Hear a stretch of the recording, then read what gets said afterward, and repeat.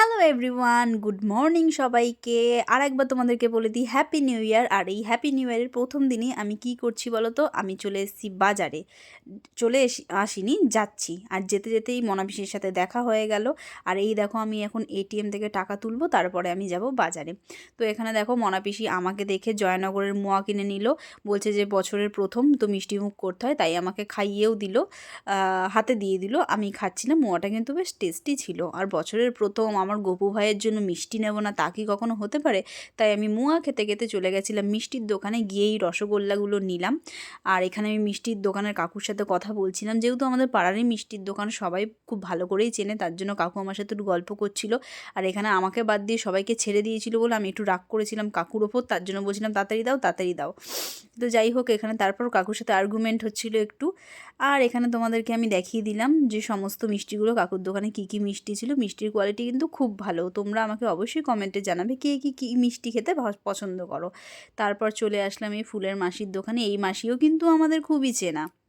আর মাসি কিন্তু আজকে আমাকে বলছিল কি যে কিরে গোলাপ নিবি না? আমি বলছিলাম না, গোলাপ নেব না। তারপর ভাবলাম তোমাদের সাথে একটু শেয়ার করেই দিই, গোলাপ দেখলে তো আমি ঠিক থাকতে পারি না। আর এই ফুলগুলো বেশ ভালো লাগে, যেহেতু বিয়েবাড়ির সিজন, তারপর হচ্ছে আবার নিউ ইয়ার, তার জন্য গোলাপ নিয়ে এসছে মাসি অনেকগুলোই। আর তারপর এখানে আমার সমস্ত কিছু নেওয়া হয়ে গেছে, আর আমি রাস্তা দিয়ে বাড়ি ফিরছিলাম। বাড়ি ফিরতে ফিরতে মাথার ওপর দেখি হ্যাপি নিউ ইয়ারের ট্যাগ, সেটাই আমি তোমাদেরকে শেয়ার করলাম তোমাদের সাথে। আর তারপর দেখো, আমি স্নান করে একদম শুদ্ধ বস্ত্র পরে আমার গপু ভাইয়ের জন্য রেডি হয়ে গেছি। তো চলো এবার পুজো করব। পুজো করে নেওয়ার জন্য দেখা যাক। এই দেখো, মোমবাতি নিয়ে এসেছি, মালা নিয়ে এসেছি গপু ভাইয়ের জন্য। আর আমি নিয়েছি, আগেই তো তোমরা দেখলে যে আমি রসগোল্লা কিনেছি আজকে গপু ভাইয়ের জন্য। আজকে সন্দেশ খাওয়াবো না, গপু ভাইকে নতুন বছরে নতুন করে রসগোল্লা খাওয়াবো। তো এবার দেখো, গপু ভাইকে আমি স্নান করাবো। এই যে আমার দুটো গপু ভাইয়া চলে এসছে। এবার এদেরকে খুব ভালো করে পরিষ্কার করে নেবো। পরিষ্কার করে ভালো করে স্নান করিয়ে দেবো। আর পরিষ্কার করার ওই লিকুইডটা যে এত বাজে, এই লিকুইডটা যে এত বাজে, হাতে লেগে গেলে হাত একদম কালা ভূত হয়ে যায়।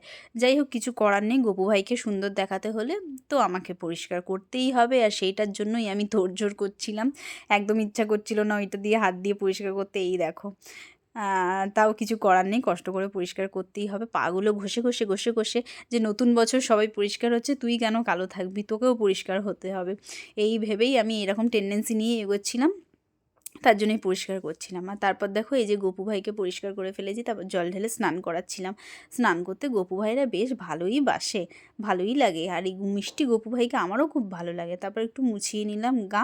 আর তারপর কিন্তু গপু ভাইকে আমি জাঙ্গিয়া প্যান্ট পরাচ্ছিলাম। তো তোমরাও আমাকে কমেন্টে জানাবে কে গোপাল ঠাকুরের সেবা করো আর এরকমভাবে আমার মতো পাগলামি করো জাঙ্গিয়া প্যান্ট পরিয়ে। তারপর একটা নতুন জামা পরাচ্ছিলাম গপু ভাইকে। নতুন না, এর আগেও এটা পরিয়েছি, কিন্তু নতুনই আছে। আর তারপর ঠান্ডাটা আজকে বেশ পড়েছে, তার জন্য গপু ভাইকে একটু সোয়েটার পরিয়ে নিলাম। আর এই দেখো, আমি তোমাদেরকে হাতে তুলে দেখাচ্ছিলাম যে গপুকে কীভাবে আমি সোয়েটার পরাচ্ছি। আর বলো, এই ঠান্ডার মধ্যে কার কার ঠান্ডা লেগেছে? আমার তো প্রচণ্ড ঠান্ডা লেগে গেছে, গলা শুনে তোমরা নিশ্চয়ই বুঝতে পারছো। আর কথা বলতে বলতে দেখো, গপু ভাইয়ের কিন্তু সোয়েটার পরানো রেডি হয়ে গেলো। সেটা একবার তোমাদেরকে দেখিয়ে নিলাম, কি মিষ্টি লাগছে না আমার গপু ভাইয়াকে। তারপর আসনে দুই গপু ভাইয়াকেই বসিয়ে দিলাম। তারপর টুপি পরাচ্ছি, প্রচণ্ড ঠান্ডা তো, আমার মতো যদি গপু ভাইদেরও ঠান্ডা লেগে যায়, তার জন্য টুপি পরাচ্ছিলাম। আর এই পুচকেটাকেও পরিয়ে দিলাম, কি সুন্দর পুচকেটার টুপিটা, বেশি ভালো, পিঙ্ক কালারের। তারপর মুকুট পরে নিলাম। আর আমাদের এখানে যা জলের হাল, কেউ বাজে কমেন্ট করো না যে এত কালো কেন মুকুটটা। আর তারপর আমি একে একে বাঁশিগুলো হাতে দিয়ে দিলাম। বাঁশি ছাড়া কিন্তু গপু ভাইরা একদম অসম্পূর্ণ। তোমাদের কার কার বাড়িতে গপু ভাইয়া আছে, আর কে কে এরকমভাবে আমার মতো সাজাও, অবশ্যই কিন্তু কমেন্টে জানিও। তারপর গপু ভাইয়াকে মালা পরিয়ে দিলাম। মালা না দিলে কিন্তু একদম ভালো লাগে না সিংহাসনটা, তার জন্য গপু ভাইয়ের জন্য আজকে মালা নিয়ে এসেছি, তো মালা পরিয়ে দিলাম। আর তারপর গপু ভাইয়ের প্রিয় খাবার একে একে দিয়ে দিলাম, রসগোল্লা, নতুন গুড়ের রসগোল্লা। তারপর আমি গপু ভাইয়ের এখানে ধূপকাঠি মোমবাতি জ্বেলে আরতি করে নিলাম।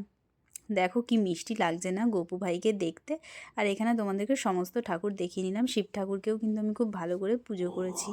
আর তারপর দেখো, এখানে আমি আরতি করছি।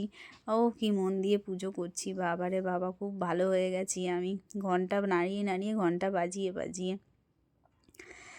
আর তারপর একটুখানি শঙ্খ বাজিয়ে নিলাম। যতই হোক, বছরের প্রথম দিন ঠাকুর পুজো দেবো না তা কি হয়?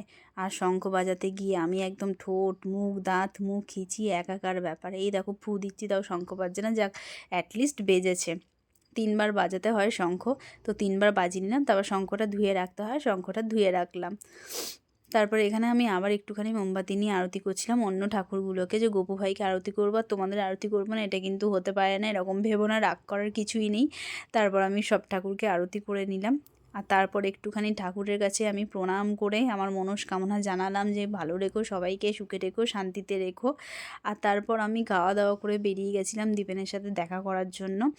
আর এই দেখো লাস্টে আমি বাড়িতে চলে এসে ভীষণ টায়ার্ড হয়ে পড়েছি। আর আজকের ব্লগটা কিন্তু এতটা পর্যন্ত, ভালো লাগলে কিন্তু লাইক কমেন্ট শেয়ার করতে ভুলো না, আর অবশ্যই সাবস্ক্রাইব করে দিও। চলো টাটা, বাই।